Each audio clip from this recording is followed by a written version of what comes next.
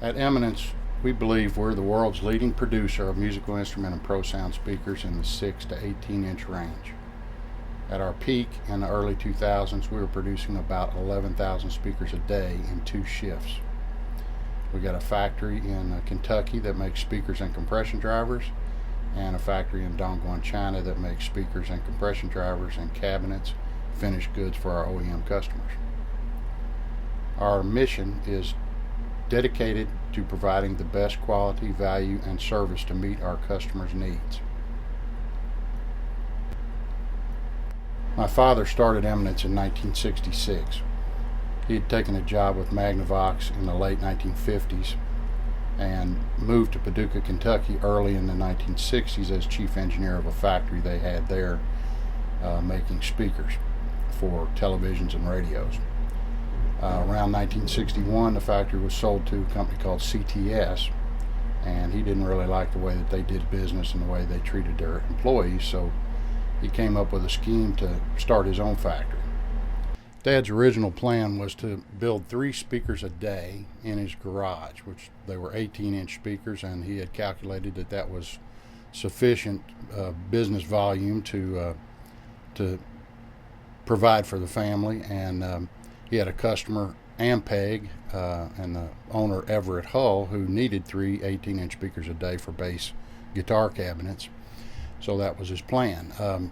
Shortly thereafter, 2 other Magnavox employees, Paul Lovegren and Bill Larman, decided to join him, and the 3 speaker a day plan was no longer sufficient for 3 families, so they started to look for a factory. Dad selected the general area based on being central to key suppliers and customers, and the specific location because there was an available factory and workforce. They moved into a small building on West Broadway in Eminence, Kentucky. It was about 5,800 square feet in late 1965, I believe, and Dad started building equipment and was ready to go, I think, in early to mid 1966, and hired some employees, and they got started. I met Bob Galt in Paducah, Kentucky at Magnavox CTS, and that was many, many years ago. And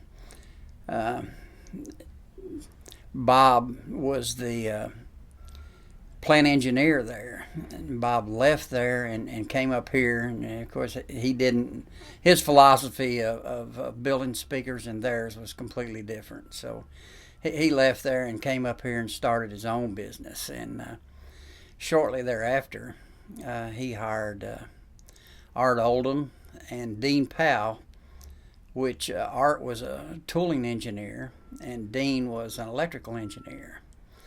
And both of them worked with Bob at CTS Magnavox. And he was working in a little garage-like building in downtown Eminence, and he did that for a few years. And when he moved to our current location, and then they decided at that point in time that they was going to start trying to update assembly equipment, build fixtures, tooling, and dies in-house. And that's when Bob called me. My name is Brenda Mason. I am the Bill of Materials Manager. I have been here for 40 years.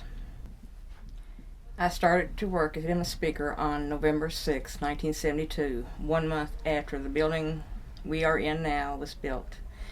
About 2 weeks after I started working here, a lady I work with pointed to a guy at a water fountain and said, "Do you know who he is?" And I said, "No." This guy was covered from head to toe with grease. She said, "He's the owner of the company. That's Bob." Had a lot of good memories working with Bob. You know, here the gentleman owned the factory, and he was the boss. And he would be in the press room with us. He would be in the paint tanks with us, literally up in the paint tank with us. We would scrape the calcium off the walls. He'd be right there with us. If it needs oil, chains need oiling or whatever, he'd be right there doing it. Bob was one of the best people that I've ever known, and not only that, he was absolutely the smartest man that I've ever known in my life. And from the very beginning, Bob talked to me about his philosophy in manufacturing, and he more than talked to me, he demanded that I do it his way, which was keep it simple. When Bob retired, his son Rob took over, and the transition was much smoother than I ever imagined, because Rob, like his father, was an engineer, extremely smart, and very focused in taking his father's company forward. And he had the keep it simple pumped into him also. So there was really nothing, no transition there. It was just seamless. It just went right on. So I had told him, since I was a small child, that I intended to come work with him at Eminence. I liked speakers, I liked music. Seemed like the right place to go to work, but he wanted me to work somewhere else and get some experience. So I worked for Georgia Tech after I graduated and got my master's there. Then in about 1986, he gave me a call and said, when are you going to come work here, because I could use your help now. He started me out in sales so that I could meet customers and get to know them first of all. My father knew most all the engineers in the business that could use speakers of that type that Eminence was good at and still is good at making. And so we didn't really advertise until maybe 15 years ago. Prior to that, it was all just word of mouth and personal relationships with all the engineers and the companies that we made speakers for. They all knew this was the place to come because we provided a good product at a good value. I think value is one of our keys to success, and that goes back to my father's philosophy about a fair margin for the product. He didn't want to try to gouge customers if he felt, even if it were possible to do so. He believed that the right thing to do was figure your costs and add a fair margin to that, and be happy with it. Looking back to where we started when I came here, it was almost scary. I mean, we had round tables that were pieces of plywood with a nail drove in them, and we rotated them manually. We've come a long way since then. The processes have improved.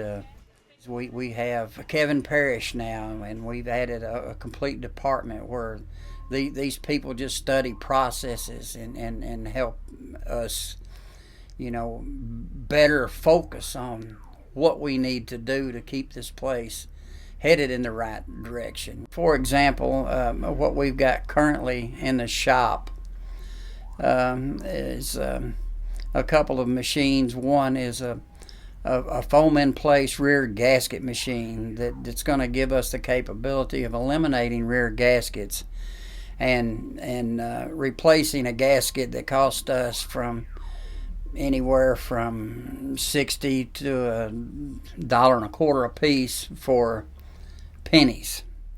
Another thing that we're working on right now is the apex glue in the speaker. That joint has been a perpetual problem for us over the years, so we're going to completely automate that.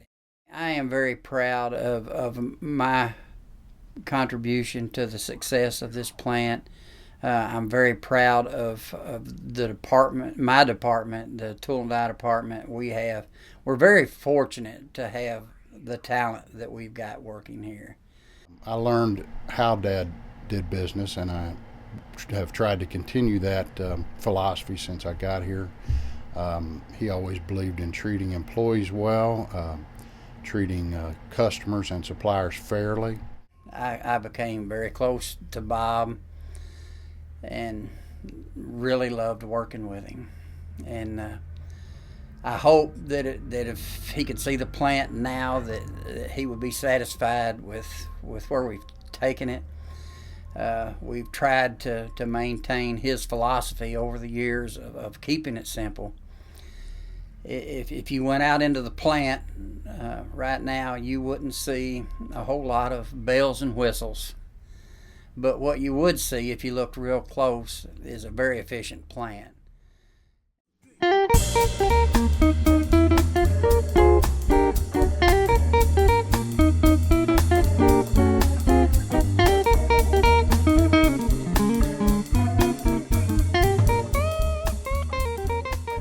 Eminence has been designing and manufacturing custom loudspeakers and high-frequency devices for OEM customers since 1966. Our engineers work closely with our customers' product development teams to build high-performance audio products for many of the industry's leading brands and have built a reputation for high quality at a fair price. Hello, my name is Tom James, and I'm the Product Design Manager here at Eminence Speaker. I've been at this workplace for 23 years. We have a department that consists of a couple of lab technicians, 2 design engineers, a CAD tech, and a customer service representative. We handle all the custom designs and catalog designs for Eminence product here. And hang with me here and we'll walk you through the department so you can see what we do.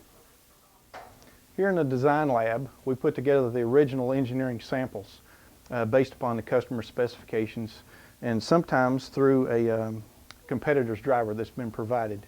The samples are assembled, and then there's some drying time, and then we move on to the testing segment of the process.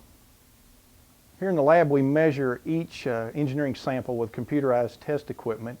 We compare the quantified data with the customer's request and then submit the data to see if an additional sample iteration is required in the process. Using a non-contact laser, we quantify the high power characteristics of a loudspeaker and can compare those to those modeled in our design engineering software. High frequency devices are modeled using acoustic simulation software. The geometries of those devices can then be transferred to 3D CAD software for production of tooling and other related parts. Once the computer-aided drawings are generated for a particular model, complex shapes can then be realized here using an in-house rapid prototype machine. In a joint venture with a software manufacturer, we offer Eminence Designer, a software program for basically designing the low-frequency component of a system. Our design efforts cover a diverse range of products. Beyond woofers, tweeters, and high-frequency horns, we are in the process of bringing a totally new passive speaker protection device to market called Defend. The final step in the design process is to validate the design, to find the maximum power handling of each speaker. Every transducer is subjected to a high power simulated music spectrum until it breaks.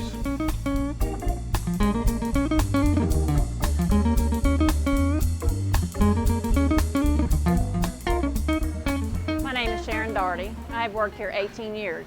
I am the supervisor on the compression driver line. We have 11 employees in this department. All of our compression drivers use titanium. Here we start with a roll of titanium and our blanking press. Next, we use heat station to start our forming process. This is our final step in forming our titanium diaphragms. Just like we do for loudspeakers, we also wind our own voice coils for compression drivers. After a quick baking process, we dress the voice coil and iron the tinsel leads. Here we assemble the voice coil and titanium diaphragm together, and then goes through another quick baking process. The assembly then goes on a locator ring. Here is where we assemble the magnetic motor. We start with the back plate, the magnet, and we finish with the top plate.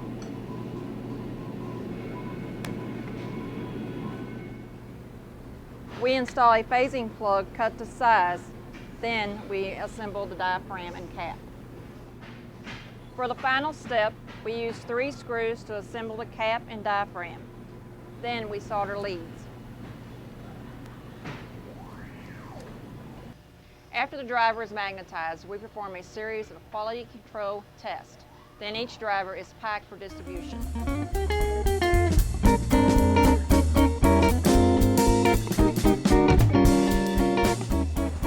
My name is Michelle Gambrell. I am the supervisor in the voice coil department. I have been with the company for 16 plus years. I currently have 17 employees working under me. At Eminence, we manufacture many sizes of voice coils, ranging from 1 inch to 4 inch. The first step in making a coil is the winding process. It involves wrapping wire and a former material on a mandrel to keep it round during the entire process. We use copper and copper-clad aluminum wire in various sizes. We use Kapton, Nomex, and paper former materials. We bake the coil next to cure the adhesive used for coating the wire. This machine is used to remove the mandrel as it is no longer needed. It is called the punch-out. With this machine, we then apply an assurance bead of glue on the top and the bottom of the winding. We have recently added ovens and ventilation, which allows us to batch bake our coils. This double baking process adds quality and reliability to our voice coils. For added strength, we add beryllium or copper strips to many of our coils, which also requires a wire cleaning process. Next, we apply a paper or puffkin collar to protect the wire that goes from the winding to the tinsel leads. This is called an auto splice machine, where we add tinsel lead to finish the coil. The final step is our quality inspection. This is where we check the DC resistance and overall quality of the coil.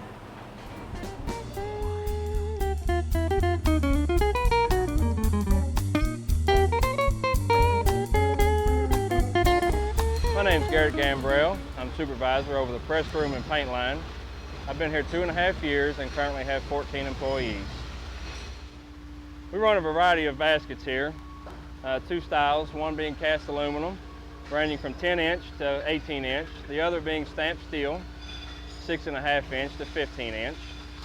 We also have a variety of cores, 2 styles, powdered metal and steel, ranging from 1 inch to over 4 inches, and vented and solid.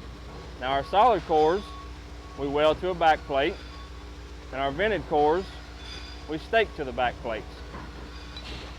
We run a top plate here that we also weld to a basket, and in the case of aluminum cast baskets, we stake using drive screws a top plate to the basket. All of this is done prior to paint. We run a variety of size of plates, 3 600 inches all the way to 7.5. We make all those in-house on our 2 blanking presses. Now let me show you a little bit how we do that. We have one 300-ton mechanical blanking press here. We blank our top plates and back plates there, ranging from 3 600 to 5 3/4 inch plates. We also have a 600-ton hydraulic press that also blanks our top and back plates that are 7 inch and 7.5 inch. We have 2 300-ton mechanical coining presses. When we coin a plate, we are removing a burr from the OD of the plate, as well as getting the plate flat within our tolerances. We also make our own terminal boards in-house. We blank our lugs on one machine and assemble the boards on another. Once our parts are either welded or staked together, they go through our electrostatic or E-coat paint process. Here we have a monorail system with each rack capable of holding 12 parts. They go through a series of wash tanks, our paint bath, a final rinse, and a series of ovens to cure the paint. They are later removed from the line and staged for final assembly.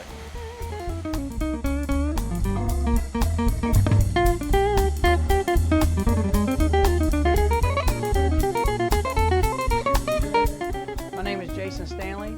I'm the production manager here at Eminence Speaker. I've worked here for 18 years. I'm going to walk you through the final production area and the packaging department, which employ 35 people. The first step of the round table is taking the basket and top plate and attaching a terminal to the basket. There are two methods of attaching the terminal. One is a glue-on and a rivet. Then we put the basket top plate on a centering gauge and can apply an optional rear gasket. In this area, this is where we assemble the magnet, core, and back plate with a glue and activator. This machine is a vacuum to remove debris from the magnetic gap. This station is where we insert a mylar gauge into the coil to set the height and apply a bead of glue to attach the spider. At this station, we apply a bead of glue to the foot of the spider. As we install it into the speaker, it's attached to the coil and the basket. At this station, we apply a magnet ID label, set the cone, and then press it so the surround is attached to the basket. At this station, we apply a bead of glue to attach the cone, spider, and coil. Then we put it into the spray booth to accelerate the curing of the glue. At this station, he threads the leads through the cone and the terminal. At this point, we can remove the mylar shim and dress the leads. Next, we apply an edge treatment. On cloth surrounds, it seals the edge, and on full paper cones, as in a guitar speaker, it would change the tonality.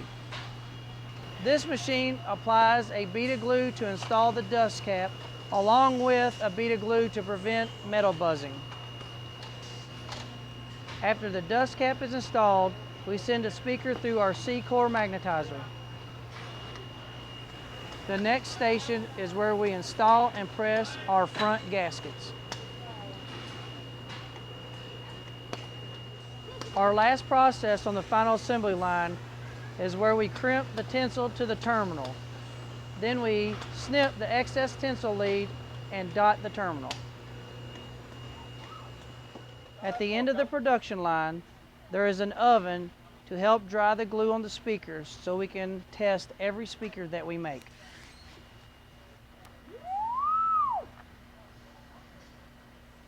Many of the speakers we make require a magnet boot and a backplate label. Most of the products that we manufacture for distribution are single packed on our box line.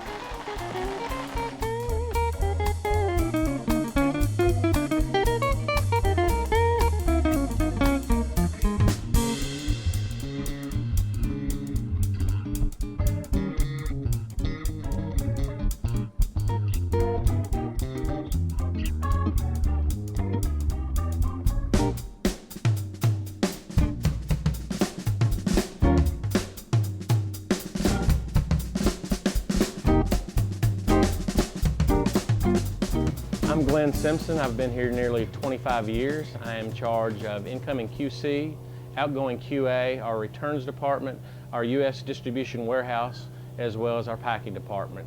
This is around 17 people. Eminence Speaker is an ISO 9001-2008 certified company, ensuring all products and services consistently conform to our highest quality standards. We dimensionally check a sampling of each shipment of cones we receive. OD trim, height, apex dips are all examples of dimensions on our prints.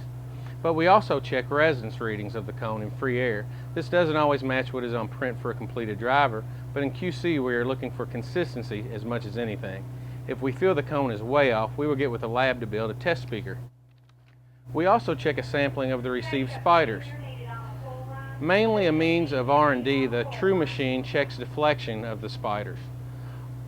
We save this compliance data but are mainly interested in deflection readings, which is the amount of movement a spider makes under a given amount of force or weight. We also do occasional checks on metal parts, but the true heart and soul of the speaker is the cone. Whenever we have engineered a new spec, we place it on retest for a while to make sure it won't be problematic. Retest is just what the name suggests. We are again sweeping the speaker as we do at the end of the production line, but we now have let the driver set for at least 8 hours, so all of the glue joints and treatments are nearly fully cured, or at least on their way. Some customers actually require us to check their product again after it is dried. In some instances, we are also asked to check frequency response, which we do on either our NTI system or our Clio system. Once through retest and frequency response testing, the speakers are ready to be packaged and shipped.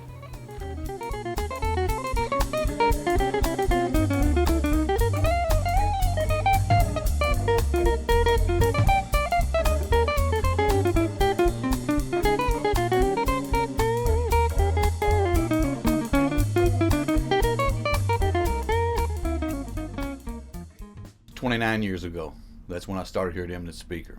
I knew all about Eminence Speaker, the manufacturing part of the speaker business and everything, but also I had to learn the sales part. Luckily, Gary Morrison, who was the sales manager at that time, he took me under his wing. He trained me, he taught me, and we come down a lot of roads together.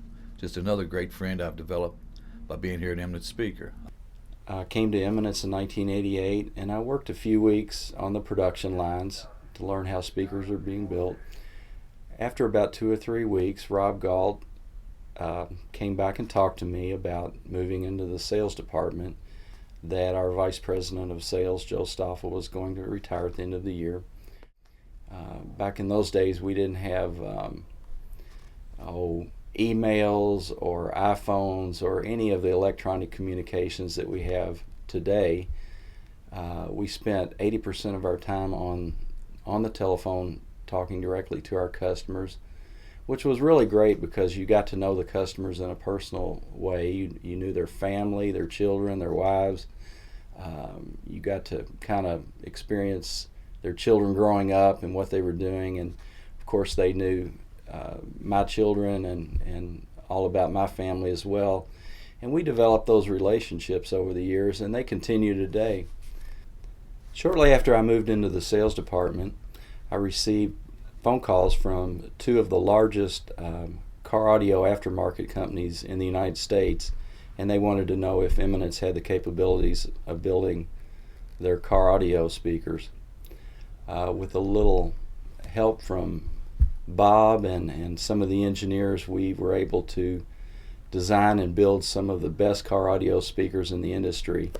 And after those 2 companies started purchasing from Eminence, everybody in that industry wanted Eminence to build their speakers in the United States. I think in many ways the car audio industry helped Eminence grow tremendously. We went from building 4,000 or 5,000 speakers a day to over 10,000 speakers a day at that time. And you can imagine with all of that business, we needed help in all departments. And at that time, I particularly needed help in the sales department, and I asked Bob Galt if I could not have Danny Meadows come help me. Danny quickly moved into the sales department, and we've been partners and friends now for almost 20 years. We've been working side by side. Danny's built some of those great relationships with his customers that I mentioned earlier. One thing Bob always told us was he wanted to sell a great product for a fair price. He didn't feel like we should be gouging people. He didn't feel like he should ever be gouged. So we passed this on in our way of pricing products as well. I take pride in everything that goes out this door. I take pride in every time I make a sale. I take pride whenever anything happens with Eminence Speaker. Whether we develop a new product, it's a hit, whoever does it, it's a team effort here at Eminence Speaker. Well, prior to 1992, Eminence only made speakers for other companies. The general public did not know who Eminence was, nor had they heard of our name. And we knew that was a huge problem in our industry because our OEM customers for years had been saying, you all need to start marketing your own brand so that when we use your speakers in our systems, people will know of the Eminence name and they'll know the quality and everything that goes along with it. So we tried to decide how we were going to do this and get our brand and the recognition that we needed. And we decided to come out with a brand of speakers to sell outside of North America. We had heard of a company in Europe called Adam Hall. This was a distribution company that was carrying many well-known brands, and it was headed by a man named Dave Kirby. Since then, Dave has become a great friend and a brother of all of us. Adam Hall has been Eminence Speaker's European distributor for many years, selling to over 30 countries. When you have worked successfully with a team of dedicated people for such a long time, they become much more than a vendor. They become good friends, even family. Eminence manufacture a top product at a fair price. They always supply reliably and on time. These are attributes which are very much in line with our own company philosophy. All of us at Adam Hall are very happy and proud to be a part of the Eminence team. With the huge success we were having outside of North America, we decided it was time to bring the same line of products back into the United States. I knew there was no way I could personally launch this venture because I was so busy with international sales, and at that time I still had a huge list of OEM accounts as well. I asked Rob if he wouldn't consider having Chris move into the sales department. Chris Rose had a background in marketing from the University of Kentucky. He was a musician, and he was a people person, and he knew how to set up systems, how amplifiers worked, how guitar speakers work, the tonal characteristics. He was just a perfect match for what we needed, and he was already working here. So at that time, in 1999, Chris Rose moved into the sales department to become our marketing and U.S. distribution brand manager. My first experience with Eminence Speaker happened in 1982. I was a young kid just getting out of high school that year. I was in a little country band, and we needed some loudspeakers. So someone suggested that I contact Bob Galt over at the Eminence Speaker factory. I gave him a call, and he immediately put me at ease. He said, "Come on over. Let's talk about what you've got going on, and I'll see if I can't fix you up." So I went over there with my father, and I believe it was my brother. We sat down and talked to Bob Galt, and he made us some speaker recommendations. And we asked him, what the cost was going to be. And he said, "Well, we generally help out artists around here by selling speakers to them at cost." And I was just floored by that. I thought that was an incredible gesture. And after that, we asked him what sort of boxes we should put them in. We had no idea that the box was so important. And Bob said, "Oh, well, you didn't tell me you needed a box design, but I'll fix you up with that as well." So he gave us a box design as well as the speakers for cost.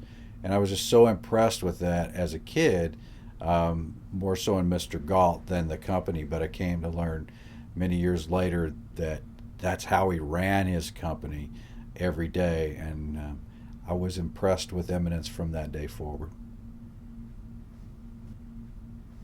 After I started in the packing department, I had a number of things that happened that allowed me to move up in the company.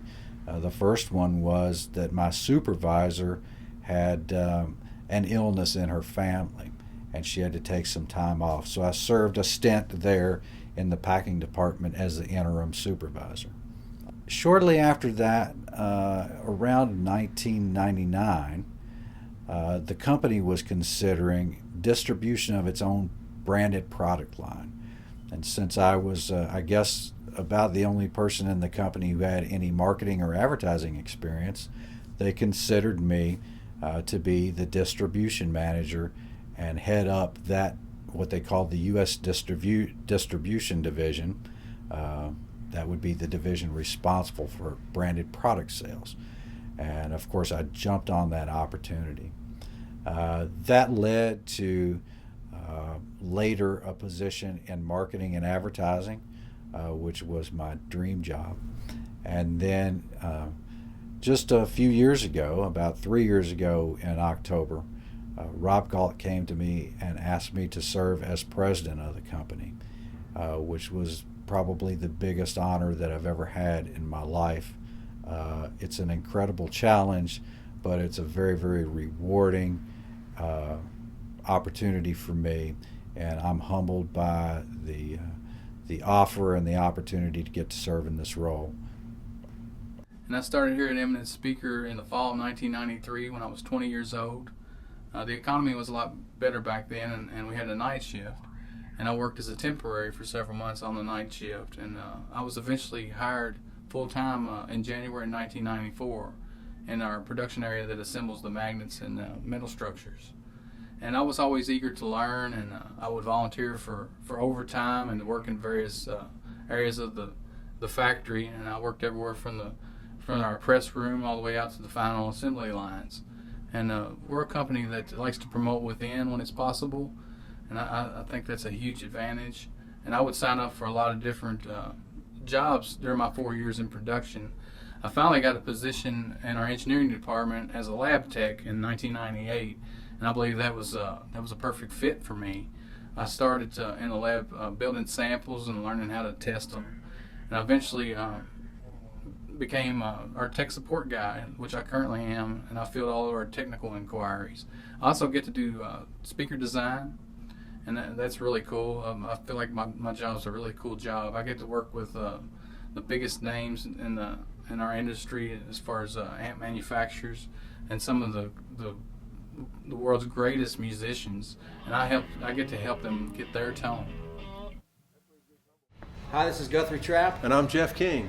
Thank you, Eminence, for the tone, quality, and the reliability that keeps us going nightly. I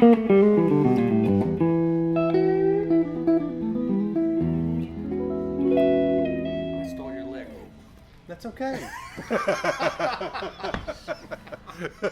I'm Gary Morse, and I'm here to talk about Eminence speakers and how I use them on tour, in the studio, and even down here on Broadway where I'm playing today at some of the nightclubs. In fact, I come down here in between tours so I don't forget how to play, let's say. And Eminence speakers are a big part of my entire sound. I have them in every amplifier I use. I use them in the studio, I use them on tour, I even use them down here on Broadway in an old twin reverb that I have with me today. One of the speakers I'm using is the Canis Major, which I actually helped develop. It wasn't going to be a production speaker. It was one that Eminence was kind enough to put together for me, and it ended up becoming a production speaker, so that's even cooler. I've got those in a Marshall cabinet. I've got those in a twin reverb cabinet. In fact, almost everything I use is the Canis Major, with the exception of two Eric Johnson 12s that are in my Marshall Blues Breaker reissue that I have on tour. I use that for lap steel and guitar. But the Eminence stuff it's reliable on the road, it's reliable in the studio, it's a consistent sound from speaker to speaker, extremely high quality, and in a lot of cases people down here on Broadway use them, a lot of players do, because in most models at least it's extremely affordable, and there are a few that might be out of their price range but not many, and so they're high quality but they're affordable for most players, and it's become an integral part of my entire sound. I use nothing but Eminence these days. My job is the envy of some of my musician friends. Just this past year, I got to work on a signature speaker for Eric Johnson. I got to develop that. I'm just one example here at Eminence Speaker who has come in as a temporary employee and advanced into a skilled position. I think the financial benefits of the tuition reimbursement program are obvious when you look at the rising cost of obtaining a college degree. But it's more than just earning a degree, it's more about giving the employee and the company an opportunity to secure a brighter and more successful future. I'd have to agree. When I started with the company about 18 years ago, I always knew that I wanted to finish my college degree. So I was able to take advantage of the tuition reimbursement program, which I probably would not have been able to finish my degree otherwise. I just couldn't afford it. But I was able to finish it, and sometime later took on a new role here at Eminence, and I really feel like it's been a blessing for me, and it was really a great opportunity to give back to the company also. Same for me. When I came to Eminence and started 18 years ago, I started in the production area. I learned about the continuing education program. I went to school for computer science, and I use the skills I learned there daily in my current position in the sales and administration department. For me personally, it was about completing a task that I had started but had yet to finish.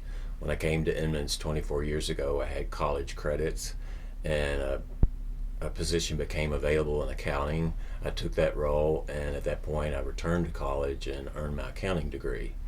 And I think I speak for all of us when I say we're very appreciative to the company for their contribution to our future and for completing our goals. Absolutely. Not only are there opportunities from within our company, there's opportunities that we feel like we generate outside of our direct organization. Well, I'll tell you, it is an absolute privilege and a pleasure to get to speak on behalf of Speaker. No one corporate partner or individual could mean more or do more for a community and especially for a school system than them. Honestly, there has been a symbiotic partnership with Speaker and Eminence, the city and the school, for years. It dates all the way back to Bob Galt and his heart. You can still hear Bob Galt's heart beating in every outreach that they do for the school and the community. We have a Bob Galt scholarship that is at Eminence that recurs every year. It started in around 2005. Kids have gone to college that would have never dreamed of going to college before ever as a result of that scholarship, which is a huge deal. It's a life-changing deal. It's a world-changing deal for those students. They've done angel trees every year above and beyond. Over 65 or 70 children have already been able to enjoy Christmas and have a Christmas as a result of Speaker and their efforts there. The Crusade for Children, is just another example of $10,000 a year or more from Speaker. It was a personal, I think, real passion for Bob Galt, and that's carried on through the employees today. It is phenomenal to watch a corporate business, a for-profit entity with such nonprofit ideals and nonprofit passion, and so they realize that as the community succeeds, so does Speaker, and so the biggest compliment I can pay is they put their money where their mouth is, and so they have invested in us. I think they view school as an investment into their future and their workplace.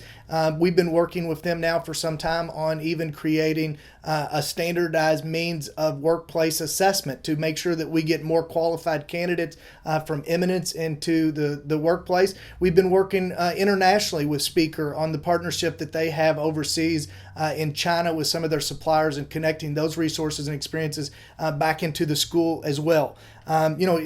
It's just one thing after another. Even the Relay for Life, they have been excessive donors to such a worthy cause, and it's just one thing after another. American Cancer Society, juvenile diabetes, the public library, college.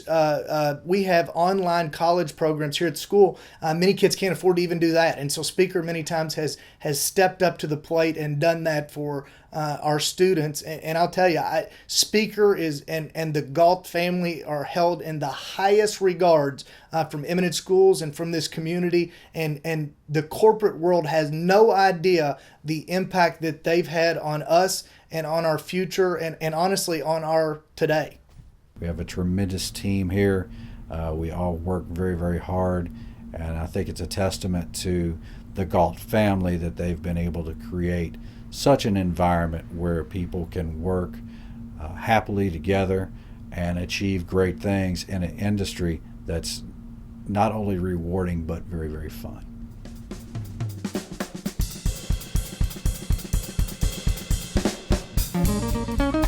Years.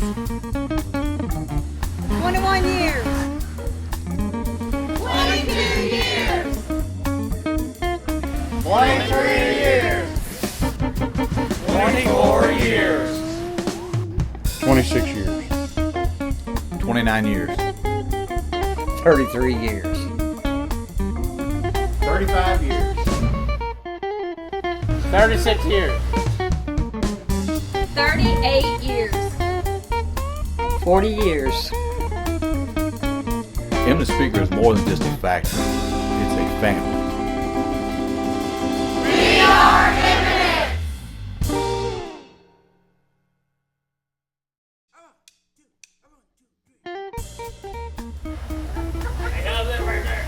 Just do your dance move. We have to do it with nobody's here. Come on. Real quick.